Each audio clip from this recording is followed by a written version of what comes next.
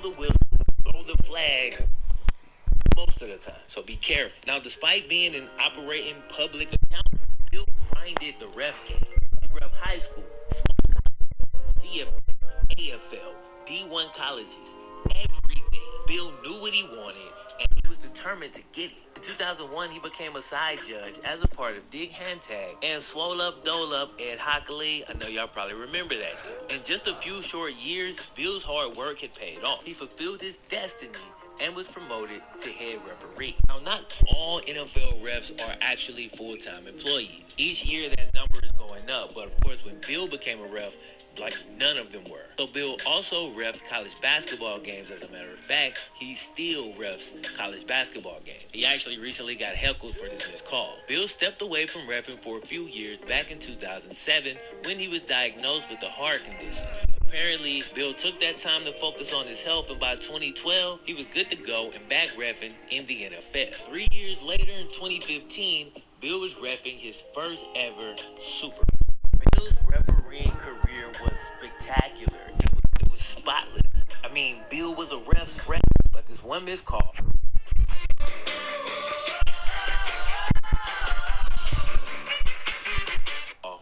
could change all of that. Possibly the worst missed call in NFL history. And it happened on Bill's watch. Now, Bill didn't make the call. We're going to talk about the guy who did in just a second. Head referee. Ultimately, he's responsible for the guys on his crew. He wears the white hat. He's the crew who has the final authority on all decisions. And here's the thing that really rubbed me the wrong way over Bill. Again, he's not the guy who makes the calls. He's so bad. And then, as I'm reading through the transcripts and everything, I realized, Bill didn't even apologize after the game. When he was interviewed about it, he said that he hadn't even seen the play. Again, Bill is the one who was interviewed because he is the head referee, so he speaks for the group. Real quick, I want to give you guys an example of how a referee should handle this situation. There's a guy named Jim Joyce. Some of you baseball guys out there may be familiar with him. He was one of the best umpires in Major League Baseball for years prior to his retirement in 2017. Back in the day, ESPN the magazine literally held a poll and the players voted that he was the best umpire. But back in 2010, he had one of these Bill Vinovich moments. He missed a call at first base. The runner should have been called out, but Bill called him safe. It was an incredibly close call, and he missed it. Here's why it was a huge deal. The pitcher, Armando Galarraga, was pitching a perfect game up to that point. Now listen, there have only been about 23 official perfect games ever pitched in Major League Baseball. At that time, back in 2010, there had only been 20 perfect games ever. This would have been the 21st perfect game ever pitched. And realistically, this man pitched a perfect game, but not officially. And it was all due to a missed call by Jim Joyce. Human error. He couldn't change it, but he didn't run and hide. He met with the media to apologize for what had happened. Ground ball, right side. Cabrera will cut it off. Galarraga covers. He's out. No, he's safe. He is safe. Replay after replay showed the runner was out. Oh my goodness, Jim Joyce. No. I missed it. This isn't a call. This is a history call. And I kicked the shit out of it. And there's nobody that feels worse than I do. I take pride in this job, and I kicked the shit out of that, and I took a perfect game away from that kid over there who worked his off all night. Costing the pitcher his perfect game.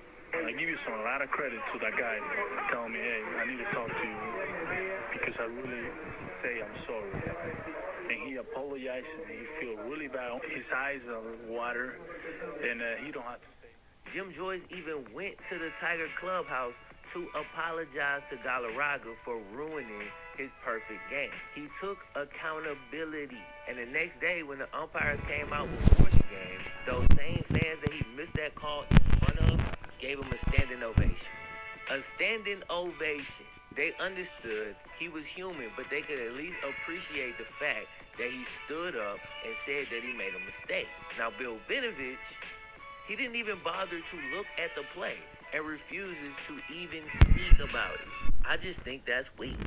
Bill instead ran from this and didn't even take it seriously enough to watch the replay before his interview. That's crazy. Now, like we talked about a little earlier, Bill is a California guy. So when he refs a game played by the LA Rams, you think, the Rams might have a little bit of an advantage. Not even close.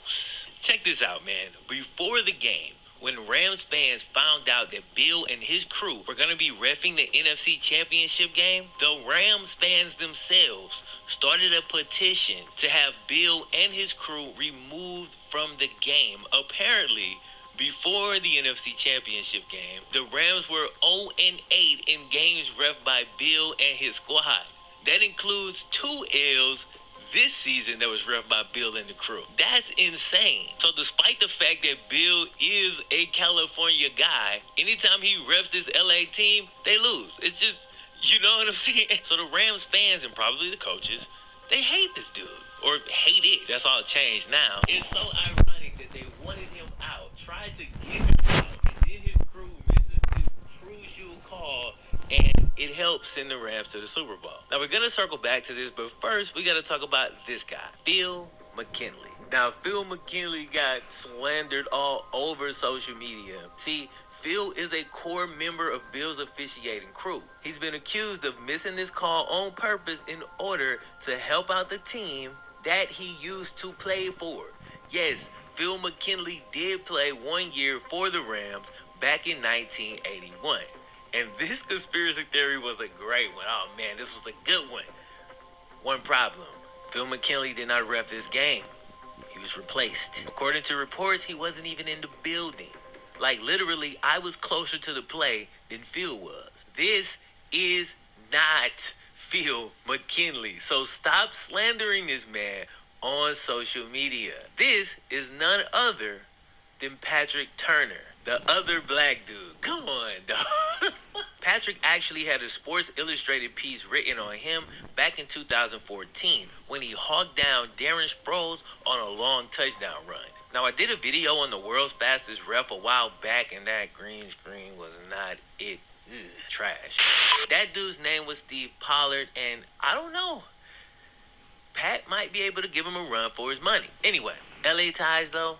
LA ties, dude's been reffing Pac-12 games for like over a decade, and Patrick currently resides in Lakewood, California. So even though they don't have an ex-Rams player officiating on their crew, they still had the back judge, the side judge, the head ref, and maybe even more guys be based in California. Imagine being pretty much an LA-based officiating crew, but every time you officiate the LA team, they lose.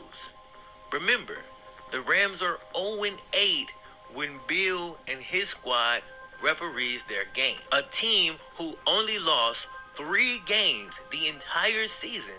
2 of those L's came when Bill's crew was reffing their games.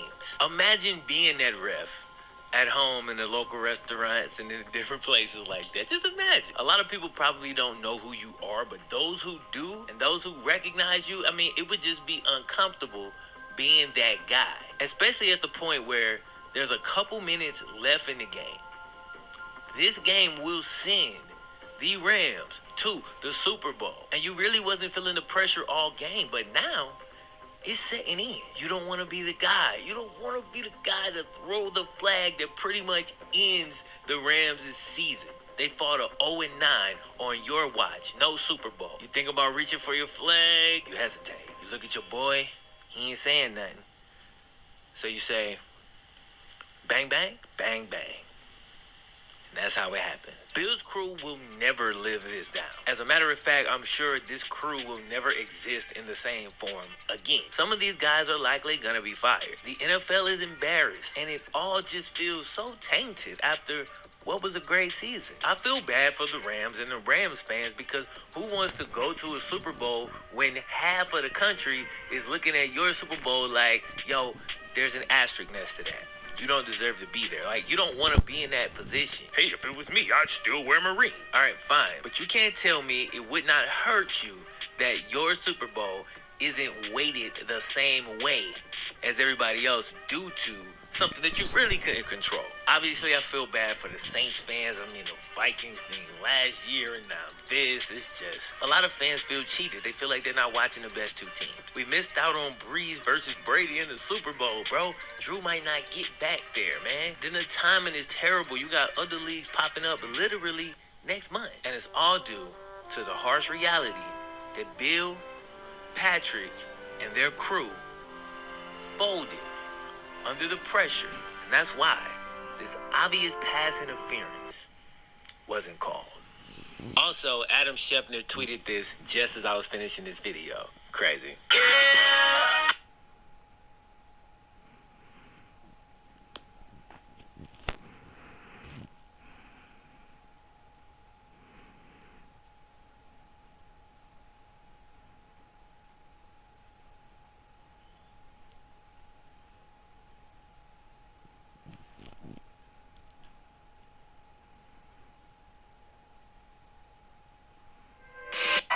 Love that do rap about scamming, but TJ's style is just like completely different. It's not just talk like he says shit about it, but he really don't go into detail how I go into detail. That's what kind of your main that's what difference. really make me stand out from him or from anybody for real. And because also like there's so much shit that you say that you wouldn't say, or that the average person don't know what a bin is, or don't know what a dump is. At all.